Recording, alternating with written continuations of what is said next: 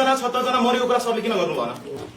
बढी समस्या यहाँ छ के भौतिक संरचनाको कुरा गर्नुहुन्छ सिंहदरबार पहिला पनि चल्यो, देश पहिला पनि चल्यो, मान्छे त्यति मरेको थियो पहिला। तपाईको छोरछोरी त्यहाँ पर्या भयो, तपाईले भन्नुहुन्थ्यो सिंहदरबारको कुरा। यहाँ कस्तो समस्याजनक आपत्तिजनक मान्छेहरू छन्, अनि अराजकता हामी जस्तोले मच्चाए होइन। बडो समस्याजनक कुरा हो सर, होइन? तपाईले 76 जना मरेको कुरा त्यहाँ बोल्दा भए म यहाँ उठेर बोल्थिन। तपाई सिंहदरबार जलेको बोल्नु ठिक छ के समस्या भन? आपत्तिजनक मान्छेले अराजकता मच्चाए होइन। आज म यहाँ उभिएर बोल्दै गर्दा सायद म जलाउन नगएको मान्छे भएर म यहाँ बोल्दैछु होइन। मसँग त्यो छ। तपाईले पनि त्यतिको औचित्य राख्नुस् कि मान्छे पनि मरेछ भने स्वीकार गर्नुस्। दण्डनीयताको कुरा गर्नुहुन्छ भने कसले मान्छे मार्यो?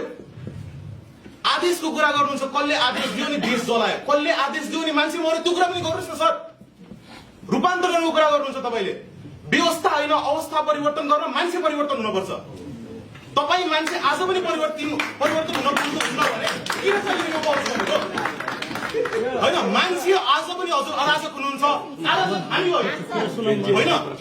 मलाई अरू केही समस्या छैन। तपाईले आफ्नो मन्तव्यमा मान्छे मरेको कुरा मात्रै राख्दै भयो, म यहाँ उभिएर बोल्नेवाला थिइनँ के होइन। मान्छे मरेको कुरा राख्नुहोस्, सहीलाई सही भन्नुहोस्। तपाईँले गरेको आन्दोलन हामीले गरेको आन्दोलन चाहिँ टेरोरिजम भयो। आज आएर हरेक कुरामा तपाईँले गरेको आन्दोलनमा चाहिँ जियो पोलिटिक्स मिसिन्न। हामीले गरेको आन्दोलनमा मेरो खातामा $1 करोड डलर राखिदिएछ भने म यहाँ बोल्दै गर्दा बडो समस्याजनक कुरा हो कि सर यो। कम्तीमा मान्छे मर्यालाई होइन अलिकति सम्मान गर्नुहोस् के। गएर टिचिङमा हेर्नुहोस्, मान्छेहरू प्यारालाइज भएर बसेका छन्। आर्य घाटमा गएर हेर्नु भएको भए हुन्थ्यो के। रत्नचोकमा गएर त्यो दिन बिचमा बस्या भए हेर्नुहुन्थ्यो होला के भयो थियो भन्ने।